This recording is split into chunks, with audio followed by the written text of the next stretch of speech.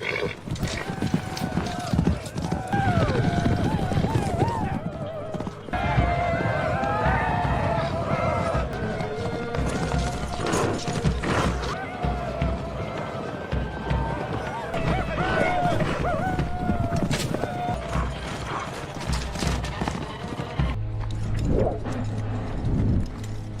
guys, selamat datang kembali di channel Broview Series.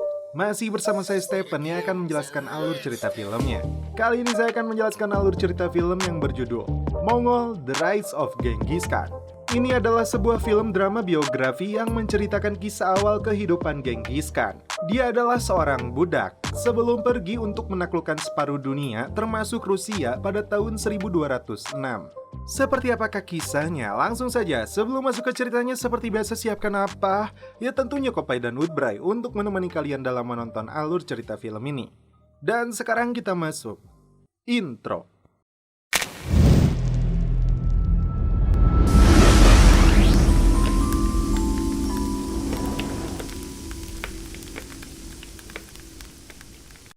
Dikisahkan pada tahun 1192, diktator Mongol kala itu yang bernama Temujin alias Genghis Khan ditahan di sebuah sel penjara. Seorang biksu bocah mengatakan kepadanya bahwa biksu yang dikirim oleh Genghis Khan untuk mencari istrinya telah tewas 20 tahun sebelumnya.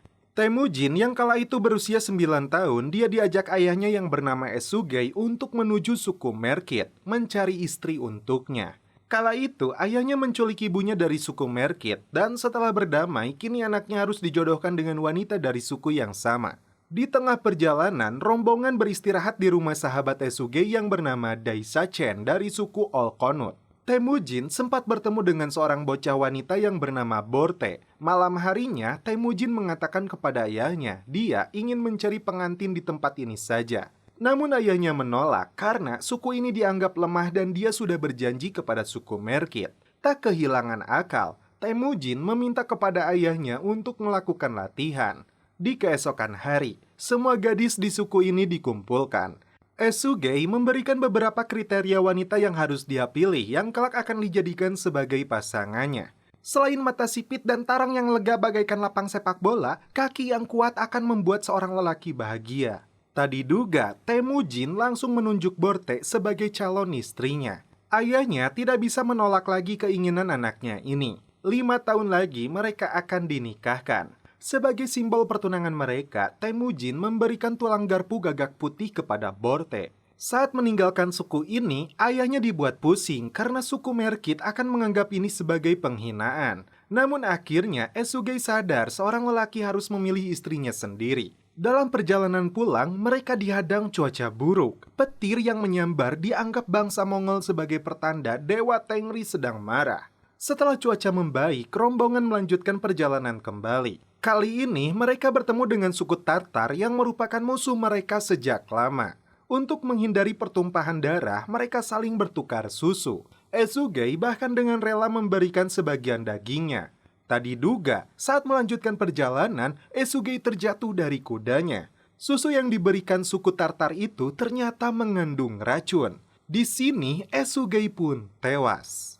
Setelah prosesi pemakaman dilakukan, tak diduga anak buah Esugei yang bernama Targutai mengambil alih kepemimpinan dan menguasai suku mereka. Temujin bahkan hendak dibunuh, namun dia tunda hingga Temujin dewasa. Tidak ada tempat untuk bersembunyi, Temujin pergi menuju Gunung Keramat dan meminta perlindungan kepada Dewa Tengri. Tiba-tiba, Temujin terjerumus ke dalam laut es. Beruntung, Temujin masih hidup dan ditemukan oleh seorang bocah seusianya yang bernama Jamuka. Sejak saat itu, mereka berikrar untuk menjadi saudara. Beberapa hari kemudian, Targutai berhasil menangkap Temujin kembali dan membawanya untuk disandera. Seorang kakek tua merawat dan memberi makan Temujin agar dirinya tetap kuat. Ketika hujan dan petir datang menyambar, saat itulah Temujin memanfaatkan kesempatan ini untuk melarikan diri. Saat Temujin berdoa kepada Dewa Tengri, seekor serigala putih pun muncul. Tepatnya di tahun 1186 saat tahun kuda api. Temujin yang telah dewasa ditemukan Targutai dan komplotannya.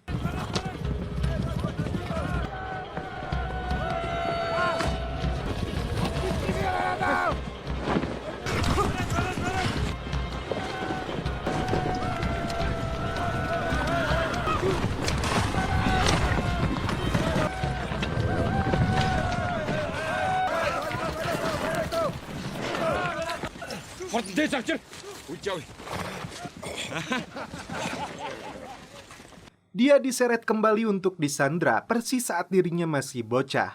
Si kakek tua kembali memberinya makanan. Di saat malam harinya, Temujin berhasil membunuh penjaga kemudian melarikan diri.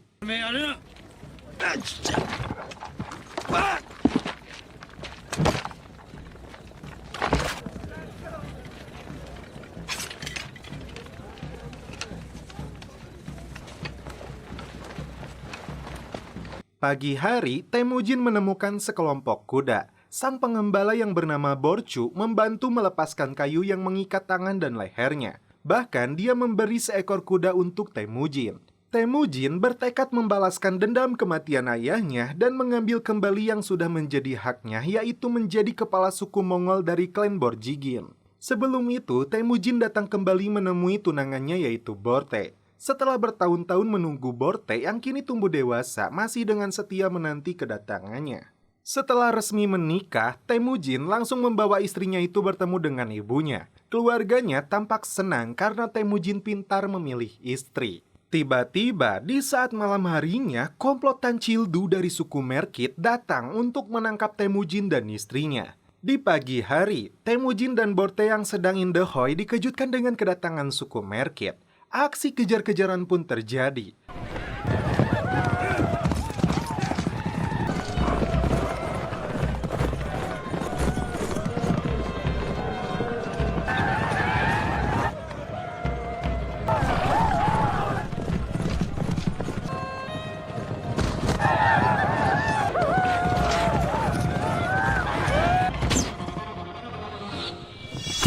Naas, Temujin terkena tembakan anak panah tepat di punggungnya. Borte mengorbankan dirinya supaya Temujin bisa selamat.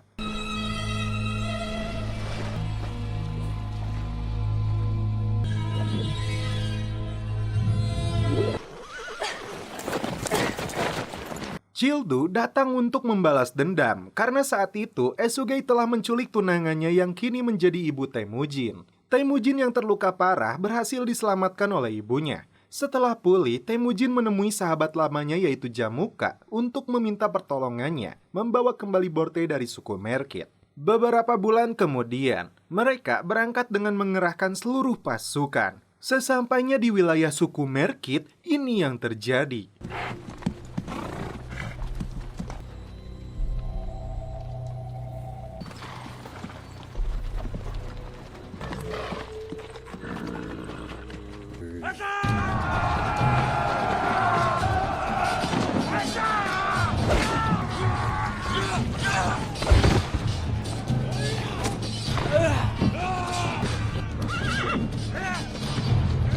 Dalam pertempuran dua suku ini, Jamuka hampir saja terbunuh, namun beruntung Temujin berhasil menyelamatkannya.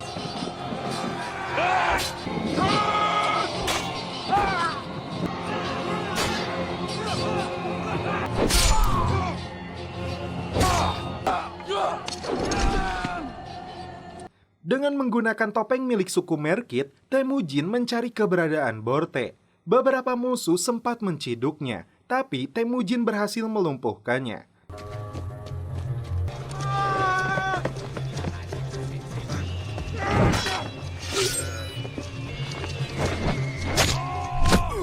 Dia akhirnya menemukan Borte yang saat ini sudah hamil besar mengandung anaknya.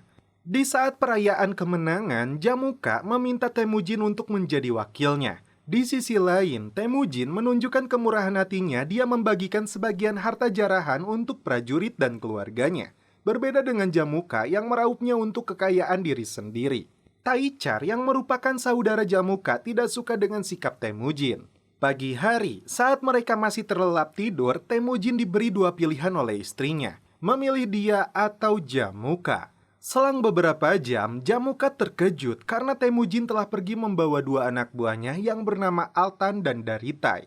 Ditemani saudaranya Taichar, mereka berdua menyusul rombongan Temujin. Jamuka kecewa karena Temujin pergi tanpa pamit. Dua anak buahnya memilih bergabung dengan Temujin karena dianggap bersikap jauh lebih adil. Dan sesuai hukum adat, bangsa Mongol berhak memilih pemimpinnya sendiri. Suatu hari, seseorang mencuri kawanan kuda milik Temujin. Altan berhasil menembaknya dengan panah hingga tewas. Dan faktanya, pencuri itu adalah Taichar, saudara dari Jamuka. Kesedihan dan kemarahan Jamuka dimanfaatkan oleh Targutai untuk bergabung dengannya, membentuk aliansi untuk membunuh Temujin. Dengan membawa pasukan 10 kali lipat lebih besar, mereka mengejar rombongan Temujin.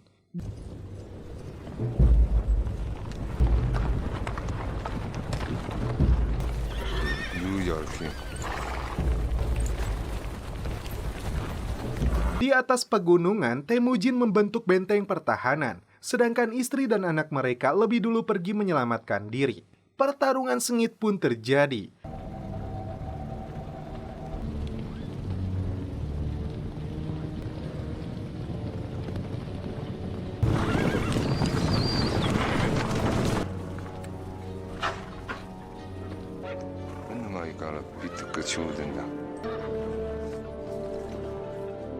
Marana Sabo!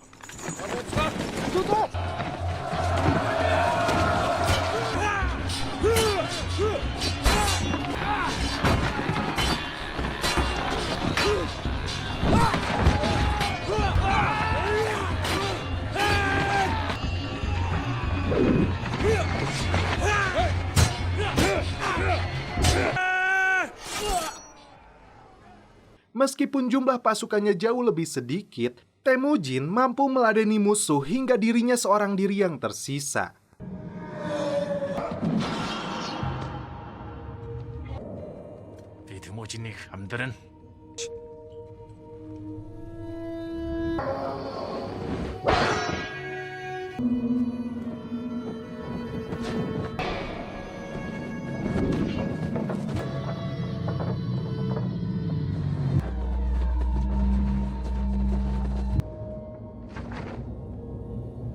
Dalam kondisi tak berdaya, Jamuka memaksa Temujin untuk memohon ampun kepadanya. Dengan prinsip dan jiwa kesatria, Temujin pun menolak.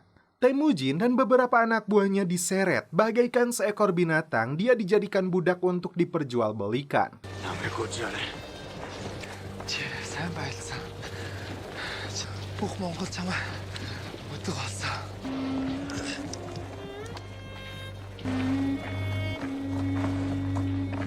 Satu tahun kemudian, di perbatasan kota Tangut, Temujin yang dijadikan budak dia dibeli dengan harga tinggi oleh seorang jenderal Tangut. Padahal biksunya sudah melarangnya karena dia melihat kawanan kuda Mongol dan pancaran menakutkan dari sosok ini.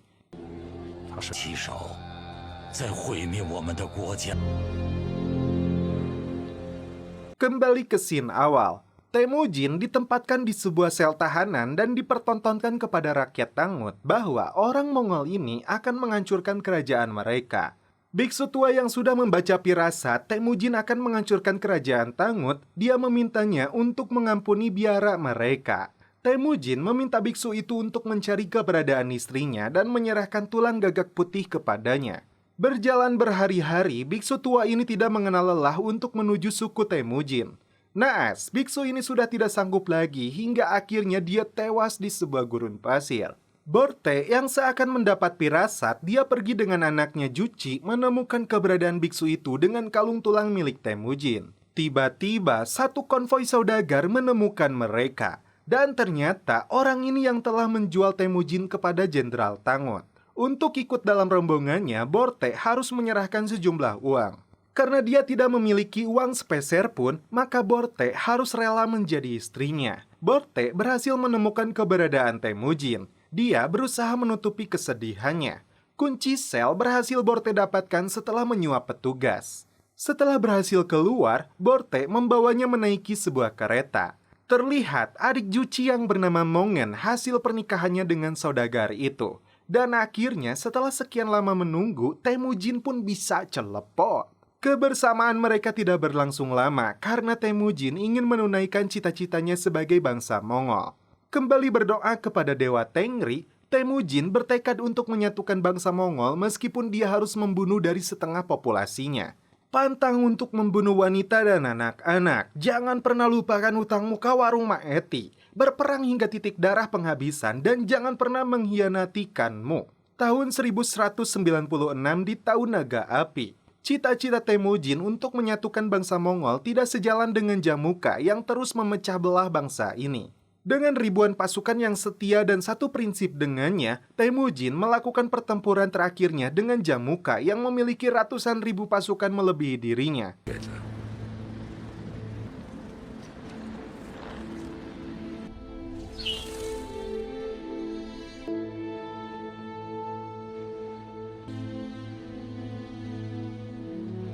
Walaupun halu cinta,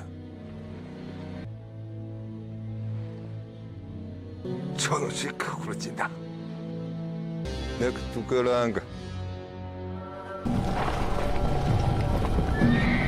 Setelah menerjunkan pasukan pedang bertopeng,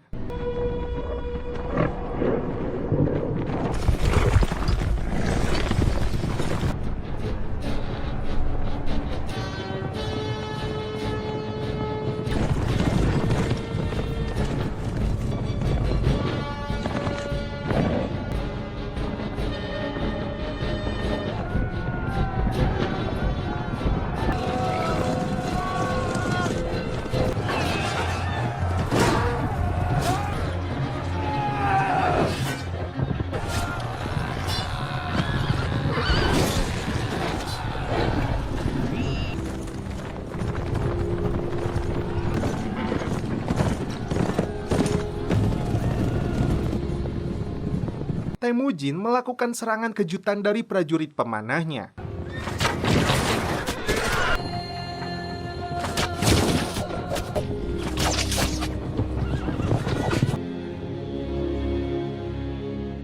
Jamuka yang geram, dia menerjunkan seluruh pasukannya.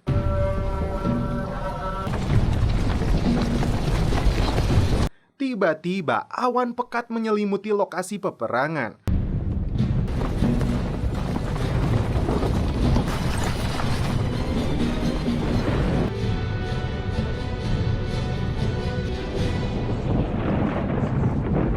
Hujan dan petir pun menyambar. Seluruh pasukan ketakutan setengah mati karena dewa mereka tengah murka.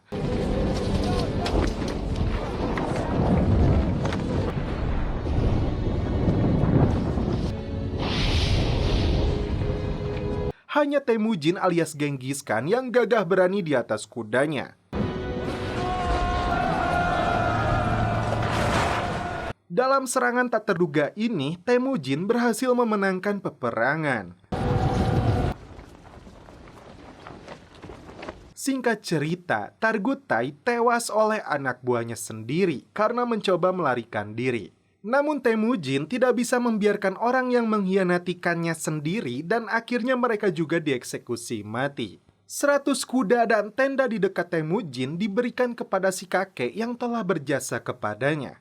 Ribuan tahanan yang sebelumnya menjadi pasukan Jamuka diangkat menjadi bala tentara Temujin. Khusus kepada Jamuka, dia mengampuninya karena Temujin menganggap musuhnya ini tetap sebagai saudaranya. Karena tidak ada tempat lagi untuk bersembunyi, itulah alasan Temujin tidak takut kepada halilintar seperti bangsa Mongol lainnya. Jamuka dibiarkan untuk pergi dan Temujin kembali berkumpul dengan istri dan anak-anaknya. Di akhir cerita, tahun 1206, Temujin menjadi khandari bangsa Mongol dan dikenal selamanya sebagai Genghis Khan, sang penguasa savana. Dan setelah itu film pun berakhir. Oke guys, bagaimana menurut kalian alur cerita film dari Mongol The Rise of Genghis Khan ini? FYI, produksi film Mongol dimulai tahun 2005 dan pembuatannya sebagian besar berlokasi di wilayah terpencil di Cina, Mongolia, dan Kazakhstan. Lokasi-lokasi itu benar-benar bagian dari kekaisaran bangsa Mongolia. Meliputi jejak-jejak kosong dan hutan lebat yang merupakan kampung halaman Temujin, film ini mencoba mengabadikan pola hidup nomaden dari suku Mongol yang hidup di abad ke-12. Melintasi daratan dengan berkuda, berpindah-pindah berdasarkan musim dan membentuk camp-camp yang efisien dan lengkap dengan binatang ternaknya. Namun menurut saya belum lengkap karena ada satu yang ketinggalan, yaitu Kopai. Suruput dulu.